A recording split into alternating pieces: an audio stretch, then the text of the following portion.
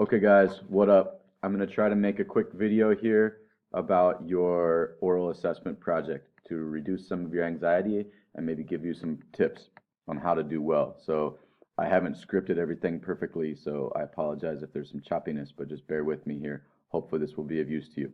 So what are you doing for the assignment? Again, you're answering the question in 2 minutes. What should be the role of the United States in the changing world of the 21st century? It's the exact same thing that we debated today in class, except instead of being given one of four options that you must represent, you are going to create your own argument for what the role of the U.S. should be in the changing world that we live in today. Okay, so you come into class, whatever number you get in your draw, when it's your turn, you're going to sit down with me. I'm going to ask you this question. You're going to answer in 2 minutes. You're going to answer that question. You're going to use whatever arguments you think are most valid. You won't have time to include everything that you want to include.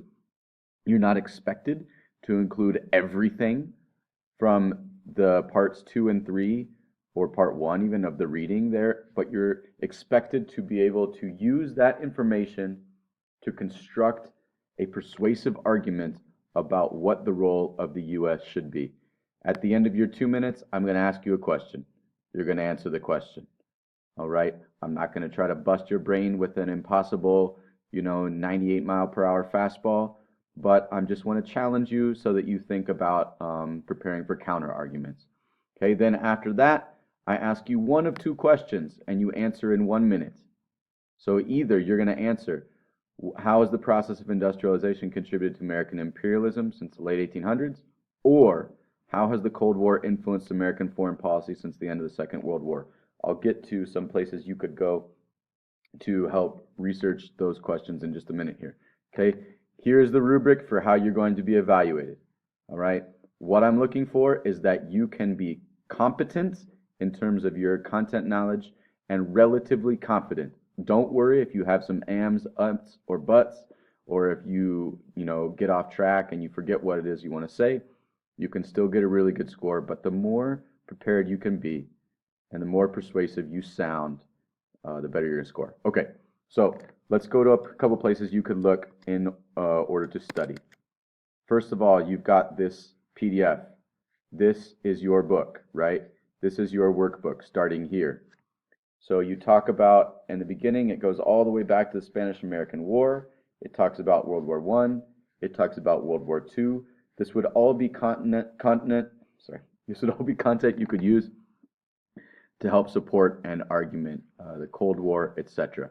However, most of what you're going to be using, I think, probably comes from parts 2 and from parts 3. So remember when we talked about globalization, the role of the economy, what decisions the U.S. faces there, okay, the role of the changing environment and human health concerns, what should the U.S. do about things like HIV, malaria, etc. Okay, the environment, should they value the economy more or should they value the environment more? That's something you might discuss. All right, international relations, where it talks about the United Nations, the UN and the Universal Declaration of Human Rights, and those cultural and values and whether those things are truly universal and what role the U.S. should play. Then it goes on to talk about the Arab Spring, and then it discusses some of the conflict and military security issues that the United States has faced predominantly in the last 2 to 3 decades. Okay, so it talks about some of the interventions here. This is listed on page, what is it, looks like 25 here. It talks about 4 of those interventions. Okay, you could use those as examples in your argument that you want to present.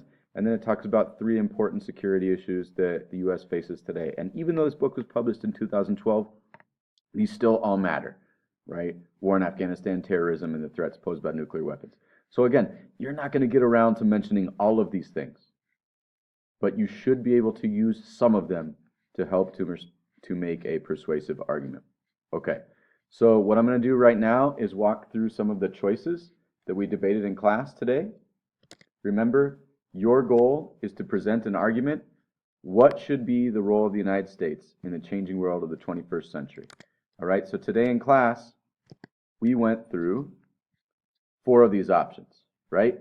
So I'm going to very quickly try to highlight some of the things, some of the strategies you could use in studying these options through this PDF to construct a solid argument. All right, so, sorry, of course, someone's calling me right now. Okay, so option one. Option one is kind of a America option, right?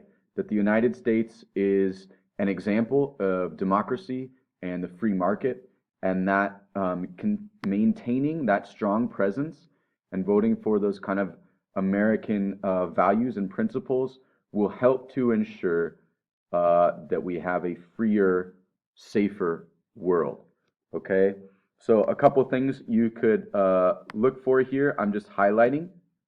Right, the United States should seek to dictate global economic and political policy and take the lead. So this is not an isolationist view. It's not a view that the United Nations is wonderful, but rather that, hey, look, the US has a prominent role in global affairs and it should maintain that prominent role in global affairs, right? And that it should break itself free or seek to pursue regime change if it has relations or finds undemocratic regimes around the world, and that the United States can actively make the world safer for democracy. So again, here you can see some of the policies that it labels that could be pursued.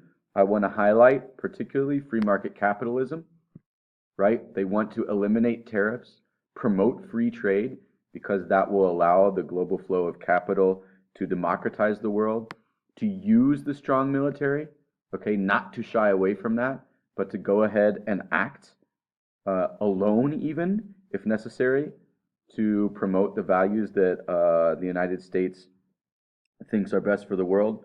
Okay. It also, when we talk about environmental regulation, the U.S. in this case wants to lead the world to democracy, wants to ensure that we have free markets. So, hey, we don't need a lot of regulation over the markets. Rather, environmental problems can be solved by the free market through technological innovation. Okay? Other things you can find here in the arguments for, and I won't address the arguments against, but in the arguments for, it's saying basically that the United States should act aggressively. It should intervene. The UN is not going to be effective in doing so. Look at, for example, Yugoslavia. Look at Rwanda in 1994, etc. The United States should take an active role because it has the power to do so and can create change, right? And then at the end down, as new democracies take root, there'll be trading partners. That will be good for the global economies. Okay, option number two. Some similarities with option number one, except it's more out to protect U.S. interests. It's not quite as actively intervening, but it does say that the U.S. should intervene if it needs to. This is a policy that is about pragmatism. Okay? Pragmatism means what is realistic. And I can highlight here where it says, where is this? We cannot be distracted by crusading idealists, right? We can't impose our own US style democracy, nor can we just think that by shying away from the problems of the world that they will be solved through cooperation and the goodwill of neighborly peoples around the globe. Okay, so again, what it says here is we should accept the world as it is and respond pragmatically with whatever actions are necessary to keep our country safe and strong. So it is a little bit America first here as well, right? And it goes through again, you can see the ideas here that are listed, what policies should be pursued, produce jobs and wealth, avoid large military operations, but it is okay to use, things that will cost less American lives. For example, the drone program that's currently in use, and maintaining a strong nuclear arsenal to deter against major wars being fought.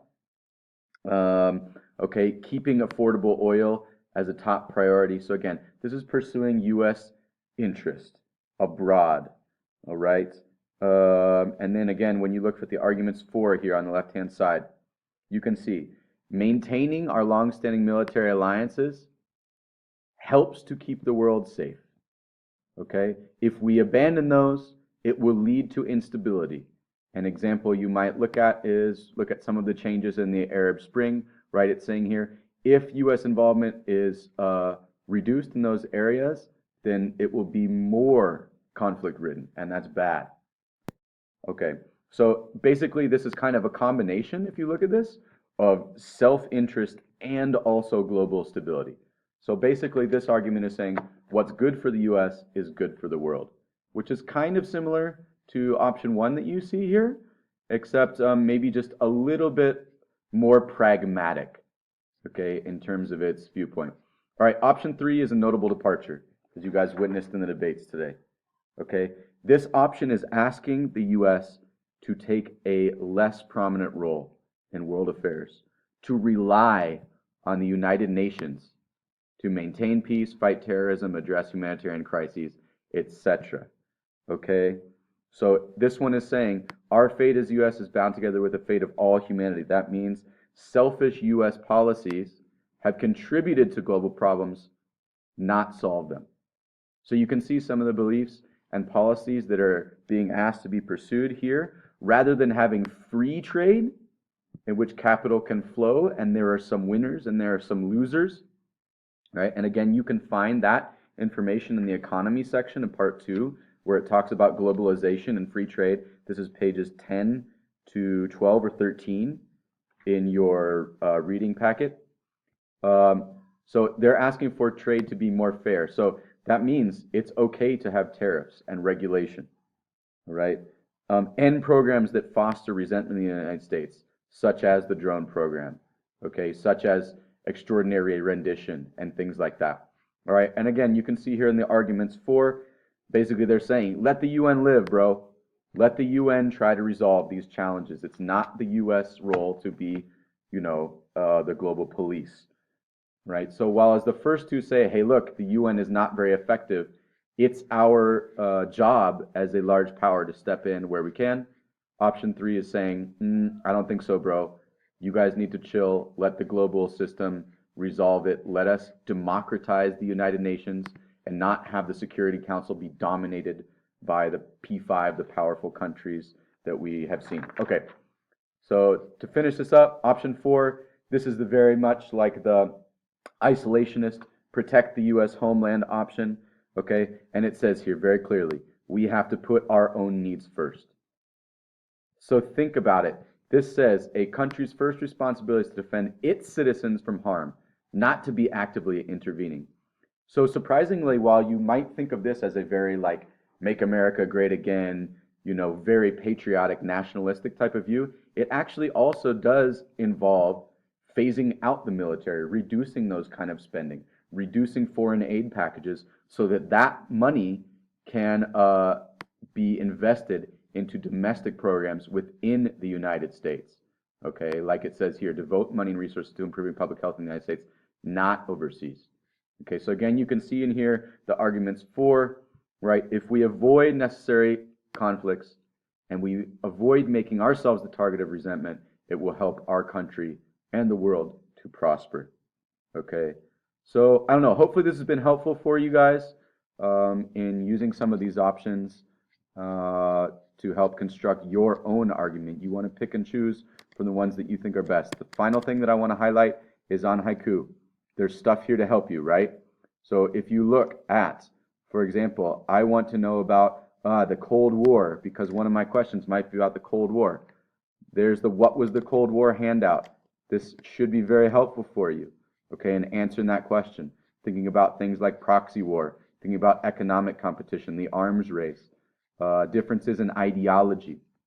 Okay, so that's there to help you. There's plenty of other stuff here on Haiku. You can see all these slideshows that are linked. But the number one thing really that you're going to want to use is part 2 and part 3 in your reading, which is, which is here. Okay, remember, I don't expect you to master everything. Okay, I expect you to not be a dummy and try to use what we've learned to construct an effective argument. So hopefully this is helpful for you guys. Good luck. I love you all. Peace out.